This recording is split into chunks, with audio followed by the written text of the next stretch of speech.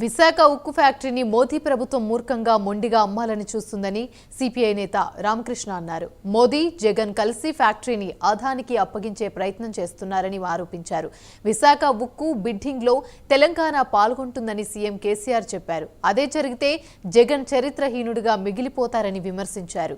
మోదీ దగ్గరికి వెళ్లి విశాఖ ఉక్కు వేలాన్ని ఆపండి, లేకపోతే పదవి నుంచి దిగిపోండి అని ఎద్దేవా చేశారు.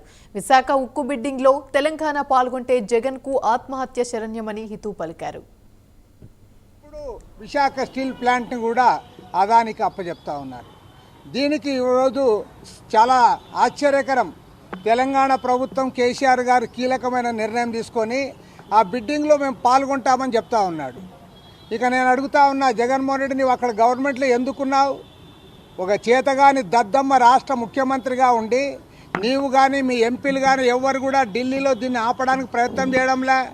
అదేవిధంగా ఇవాళ మనకంటే చిన్న రాష్ట్రం తెలంగాణ వాళ్ళు వచ్చి అక్కడ బిడ్డింగ్లో పాల్గొంటే నీకు ఆత్మహత్య శరణ్యం. నువ్వు ఆత్మహత్య చేసుకుంటే మేలు. నువ్వు రాష్ట్రానికి ముఖ్యమంత్రిగా అవసరంలే. నీ మర్యాద పోయింది ఇప్పటితోనే. కనీసం ఇప్పటికైనా సరే విశాఖ ఉక్కు ఫ్యాక్టరీ ప్రభుత్వ రంగంలో కొనసాగేటట్లు చర్యలు చేపట్టకపోతే చరిత్రహీనుడవుతావు. చరిత్రలో మాయన మచ్చగా నిలబడిపోతుంది. ఇప్పుడు విశాఖ స్టీల్ ప్లాంట్ని కూడా అదానికి అప్పచెప్తా ఉన్నారు.